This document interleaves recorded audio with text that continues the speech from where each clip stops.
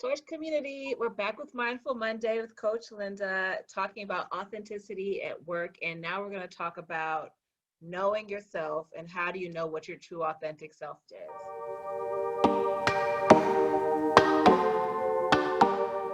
Hi, Torch community, Mindful Monday time with Coach Linda. Welcome back, Coach Linda. So, Coach Linda, last week, or I guess this series is actually talking about how to bring your authentic self to work, how to bring your true self to work. And last week, you told us about how if we don't bring our full selves, we're actually not even performing at our best.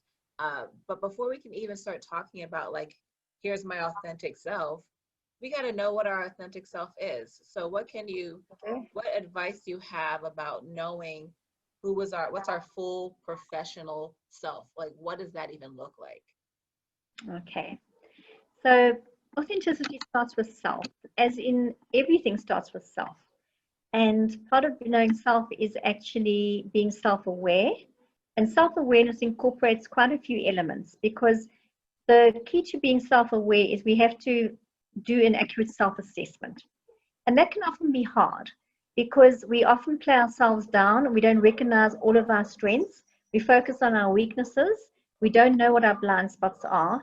But finding out who we are, whether you do a personality assessment test or you've done such a test in the past, or doing a 360, asking people around you, how do you see me? How do you view me? It's a good way to find out what our blind spots are. So actually getting to know self is an accurate self-assessment. Who am I? What are my strengths? What are my weaknesses? What are my blind spots? How do I come across? What is my behavior? What's my body language when I'm talking? All of these things. So it's an accurate self-assessment. Because once we've done an accurate self-assessment, we get to grips with who we really are.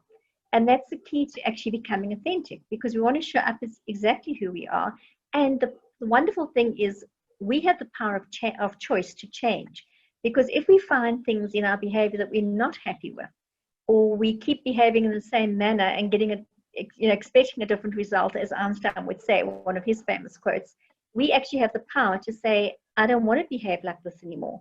I'm actually going to change my behavior, because the brain is neuroplastic. And the more we actually are aware of what we want to change or what we want to improve, the more we'll start incurring and bringing those behaviors into our daily routines. And the more we do things, the more we practice, the stronger it gets. So that's key to actually becoming self-aware, is starting with an accurate self-assessment of who are you exactly. I know one of the things you can do if you don't have access to self-assessment is sometimes ask your friends that you trust, ask your colleagues, how do I, and it can be scary to actually look at yourself and say, is this how I appear? And also it can be freeing, because people will tell you things about what you bring to the project, what you bring to school, what you bring to your home life that you probably don't even think about. But there's lots of different ways that I've experienced to understand who you are. But something you've mentioned before is knowing your values. What can you say more about those values, like understanding what you value?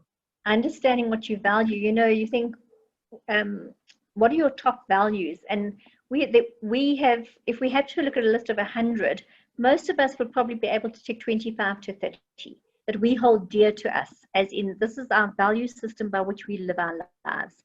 But to drill down to, of those many that you've ticked, what are your top 10? And then to drill down even further as to what are your top 5?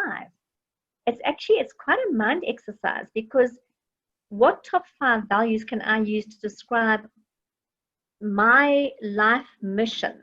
Because with the top 5 values, we need to be able to, in one sentence, use those values, and in using those values, write a sentence about what our life mission is, which is authentic and real to us. And it sounds easy, but it's not that easy. And the values tool is actually something we can share with all the viewers.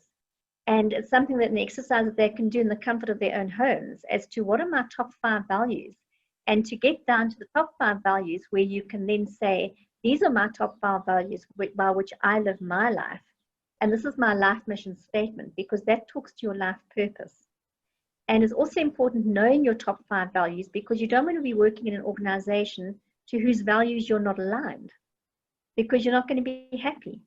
So if you're seeking work opportunities, you want to align yourself with the company whose values you really admire, who mirror your own values, because then you're going to be your real self and be allowed to be who you are, because your value system is aligned.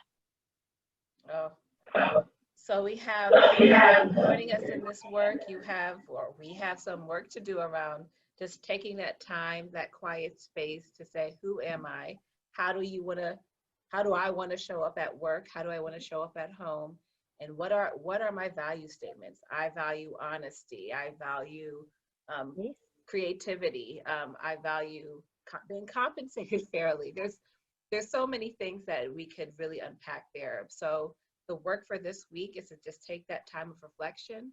And if you want to work with Coach Linda, go to thecareersafari.com, Career Safari Coaching, and you have an opportunity to work with Linda on your own development.